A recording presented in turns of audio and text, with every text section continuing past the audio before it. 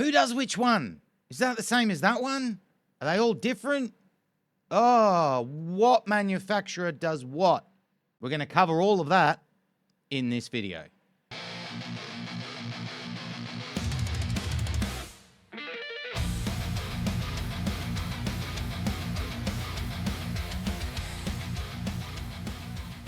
Welcome to Totally Football Cards. My name's Jeremy. As a collector of football cards, it can sometimes feel like there is way too many options. You're having to make a choice, or you feel like you have to make a choice. It can feel at times that you have to pick a side. People are saying, well, you got to love this product. How can you love this product? So in today's video, we're going to explore the manufacturers, what they provide you, their pros, their cons, what to keep an eye out for, and how you can see the difference in that brand and that brand. So before we get started and get into this video, I really need to ask some help out there. Having looked at the statistics, around 80% of our viewers aren't subscribed. If you haven't subscribed yet, please help the show out and click that subscribe button down below. In no particular order, we're going to start with Topps. Topps as a manufacturer began in 1938. They currently release products that are centered around the German Bundesliga, the MLS, the European competitions, Europa League, Europa Conference League, and the Champions League. From next season, they have the rights to the English Premier League also. So on screen are a few examples of Topps and their current releases they give us. You've got Topps UCC, you've got Topps Finest, you've got Topps Chrome, you have Topps Now. In the hobby and the industry since 2022, you might have heard, or you may not have, the company Fanatics. So Fanatics bought Topps in 2022. For many people, they see that Fanatics are now swallowing up and taking all the licenses, not only in American sports, but the rest of the world sports. They're coming into the football realm from next season, taking over the English Premier League. So what they're creating, as many people have stated, is they're starting to create a monopoly. Time will tell to see if this is a healthy thing or a bad thing. Because as we know in every aspect of products and manufacturing, competition is a good thing. Competition makes each other push themselves and reevaluate what they're doing to make sure they stay relevant. But if one manufacturer has control over everything, what's going to push them to keep relevant and keep fresh? Some pros of Topps. I think sometimes their photography really excels above everyone else. They do pay quite a bit of attention to the actual photography they're putting on the card. Quite often, more than not, the quality of card from Topps is also excellent. When you get a Topps Chrome or a Topps Finest, the stock of that card, very chunky, very nice. Nice. A con, as I stated, is they're looking to take over the entire market, the entire game. We don't know where that's going. Another one, and this is a very picky one, I am picking here, but we get 3 or 4 releases every year for the Champions League or the European competitions. We've got Topps Finest, Topps Chrome, Topps Stadium Club, and Topps UCC. So you got 4 releases for the same competition in 1 year.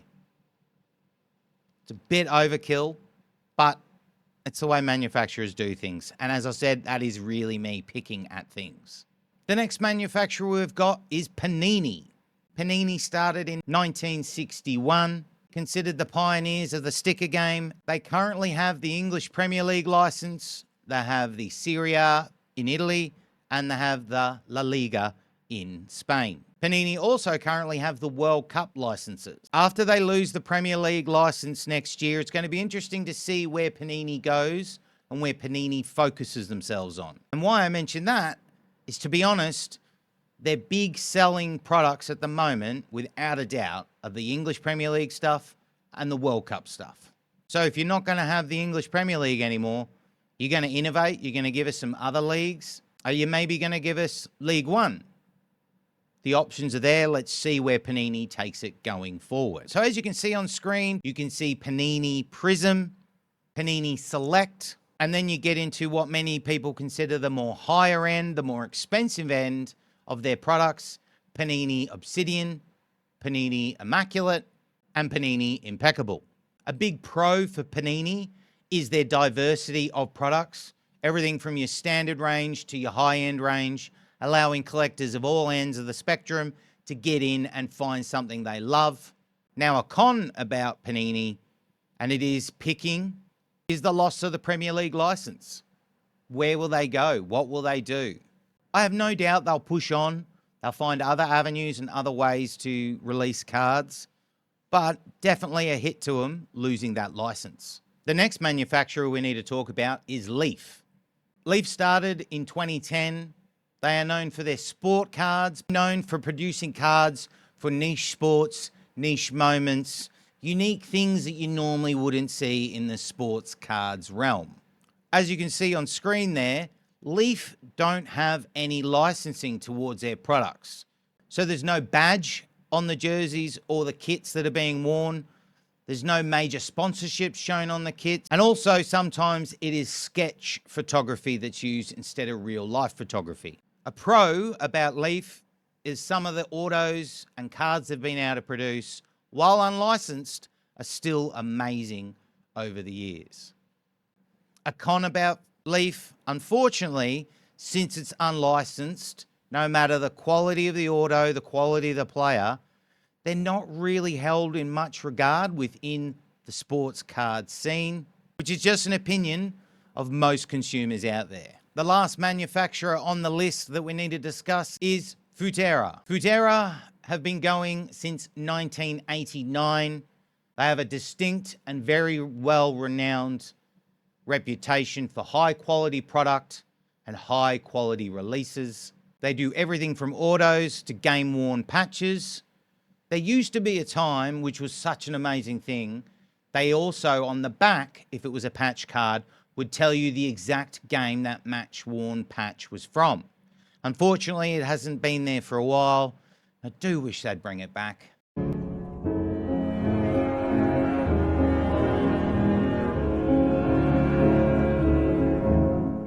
Futera also specifically license and release products around a club. So, for example, you can get an all Barcelona release, you got an all Liverpool, an all Arsenal, Newcastle, Tottenham, as well as some international greats and legends of the game. As you can see on screen there's some examples.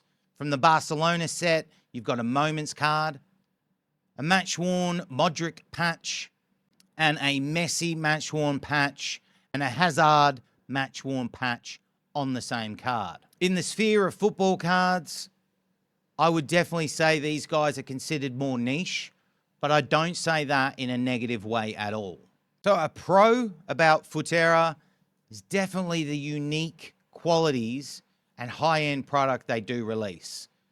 The quality of the card, the photography, the autos, the match-worn patches. I mean, this is the company that gave us a 24-carat edged, bordered piece of cardboard. I love gold.